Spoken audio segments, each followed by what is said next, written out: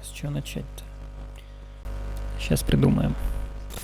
Всем привет, кто меня не знает. В этом видео я хочу поведать вам о такой серии игр, как Just Dance. Я уверен, что многие о ней слышали. И я захотел разобраться, с чего это началось, как серия начала стагнировать, какие преимущества она приобретала вот по ходу всего своего развития с 2009 года, какие идеи она черпала, откуда она их черпала, и самое главное, что там с прибылью для Ubisoft от этой серии игр.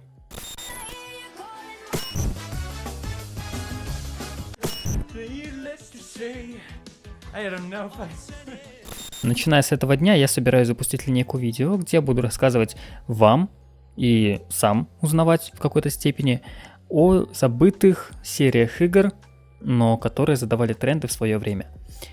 В этот раз мы начнем с Just Dance.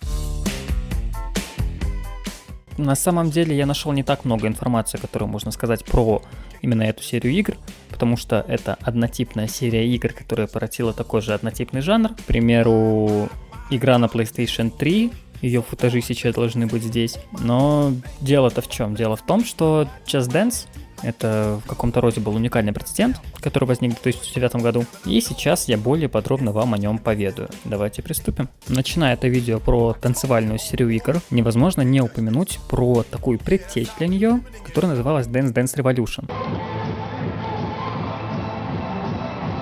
Она вышла в конце 20 века, в конце 90-х годов в Японии на аркадные автоматы. Игра проходит на танцевальной платформе с 4 панелями. Это вверх, вниз, влево, вправо. То есть сейчас на футажах, которые здесь слетят, вы можете это увидеть. И игрок должен нажимать ногами в такт музыки соответствующие панели в тот момент, когда стрелки совпадают с полупрозрачным трафаретом. Помимо того, что Dance Dance Revolution является одной из самых важных предтечей, невозможно не говорить про ритм игры в целом, а точнее про Guitar Hero, которая послужила вдохновением для одной из мини-игр, о которых я расскажу вам позже. А сейчас давайте мы начнем с вами про то, откуда пошла идея Just Dance. Не танцевальных игр, не ритм игр, а именно Just Dance. Начнем мы издалека, начнем с того, что технологический прогресс в нулевых изменил игровую индустрию. И одним из самых важных достижений того времени стало появление контроллеров с функцией распознавания движений. Эти контроллеры отличались от традиционных геймпадов тем, что там не нужно было нажимать много кнопок, использовать стики и прочие принадлежности, которые есть на геймпадах. В 2006 году компания Nintendo выпустила Wii и контроллер для нее Wiimote. Это устройство, которое использует акселерометры, инфракрасные датчики, которые позволяют игрокам взаимодействовать с играми, физически двигая телом. И помимо выхода инновационной консоли, также стала мейнстримная культура фитнеса. К примеру, количество людей, которые посещали фитнес-клубы, выросло с 1,5 миллиона в 1972 году до почти 43 миллионов в 2006. Эти данные не проверенные, я вас сразу предупреждаю, они лишь примерные, которые мне выдал поиск в интернете. Затем, 19 ноября 2006 года, вместе с выходом консоли Wii в Северной Америке, вышла и флагманская игра для новой технологии. Это Wii Sports. Эта игра объединяла в себе физическую активность вместе с игрой и отвечала на растущий спрос на развлечения, которые были связаны с фитнесом. Год спустя компания Ubisoft выпускает игру Rayman Ravens Rabbids 2 для консоли Wii, и ключевой мини-игрой из множества представленных была Papa's Got a Brand New Bag, который больше походит на Guitar Hero, чем на Just Dance. Однако креативный директор Ubisoft Parrish, который занимался разработкой данной игры, подчеркнул, что эту идею можно развивать, и практически в известном нам виде она предстала уже в игре Rayman Ravens Rabbids TV Party, которая вышла спустя год после второй части. Мини-игра находилась в сетке вещания канала Shake It TV, и в ней нужно было вставать в позу, которая изображена на экране, чтобы получать очки.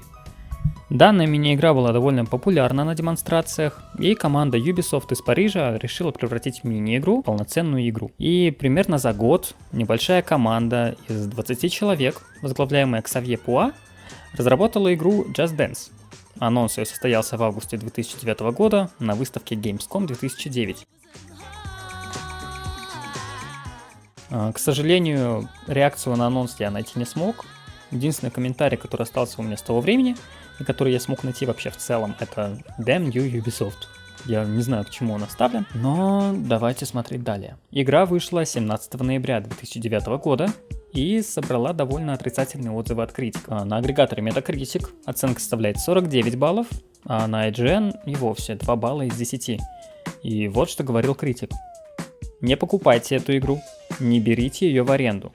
Не смотрите на нее на полке, даже не думайте об этой игре, чтобы кто-нибудь из Ubisoft не узнал и не начал готовить Just Dance 2. Это будет концом всего. Запомните мои слова. Однако, несмотря на разгромные оценки критиков, людям игра понравилась, и она стала коммерчески успешной. А в марте 2010 года тираж был 2 миллиона копий. В октябре того же года Ubisoft отчиталась о более чем 4 миллионах проданных копий по всему миру. И это я только про первую часть. После своего успеха Ubisoft сразу же задумались о том, чтобы выпустить вторую часть. Однако, прежде чем приступать к ней, давайте поговорим о том, что происходило на рынке игровых аксессуаров в то время. К рынку контроллеров, которые опираются на распознавание движений, решили присоединиться Microsoft и Sony, выпустив для Xbox 360 Kinect в ноябре 2010 года, а для PlayStation 3 это был PlayStation Move в сентябре того же 2010 года. И они мгновенно завоевали свою популярность благодаря новшествам. Kinect позволял играть в игры, используя только вот само устройство, которое по сути камера с инфракрасным проектором, который позволял отслеживать движение и свое тело, не используя дополнительное оборудование, которое требовали ее конкуренты. Самая громоздкая и наиболее неудобная технология была у Sony, поскольку она требовала и камеры, и контроллеров, однако она компенсировала это отзывчивостью в управлении и точностью в отслеживании движений, которая достигала благодаря тандему контроллера и камеры. На фоне успеха Just Dance Sony решила переквалифицировать свою серию караоке-игр в танцевальную и выпустила SingStar Dance, которая работала с PlayStation Move. А Microsoft в сотрудничестве с MTV Games выпустила игру Dance Central эксклюзивно для Xbox 360, которая отличалась от своих конкурентов, но все же была довольно вторична на фоне Just Dance. Единственная игра, которая была более-менее похожа на свою предтечь гораздо больше остальных, то бишь на Dance Dance Revolution,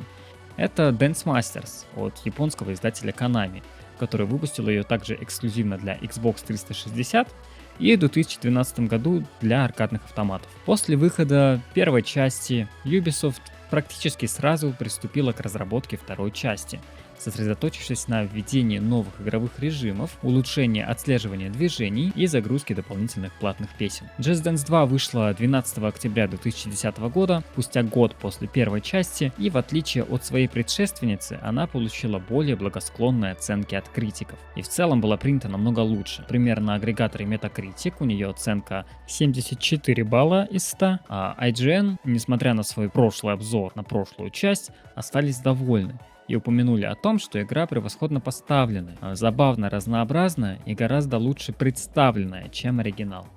И дала ей оценку целых 8 баллов из 10 возможных. Для аудитории Just Dance 2 также нужно упомянуть, что она была гораздо дешевле своих аналогов, таких как Dance Central, поскольку она не требовала дополнительного оборудования, такого как дорогущий Kinect, либо же PlayStation Move. Kinect, к примеру, на момент 2010-2011 года стоил $150. В рублях сумма была 8000 рублей. И это при том, что игр было не сказать, что много, чтобы тратиться на такой дорогой аксессуар. Во вторую часть, как и обещали, добавили больше контента. Такой как режим дуэт, который позволял танцевать сразу двоим людям, свои отдельные части танцев. Соревновательный режим в лице танцевальной битвы. И режим специально для фитнеса Just Sweat, что переводится как «просто потеть». Вторая часть продалась намного лучше первой, и уже в январе 2011 года, то есть практически спустя 3 месяца после выхода, достигла тиража 5 миллионов копий. И на данный момент она находится на 20-м месте самых продаваемых игр для приставки Nintendo Wii. И на этом я хочу закончить первую часть рассказа про данную серию игр. В следующем видео мы более подробнее поговорим о выходе игры на других консолях, как серия обрела свой современный вид, который мы сейчас знаем, и в чем была ее главная проблема как игры. Всем спасибо за внимание, спасибо за лайк, за подписку, поправляйте меня в комментариях и, конечно же,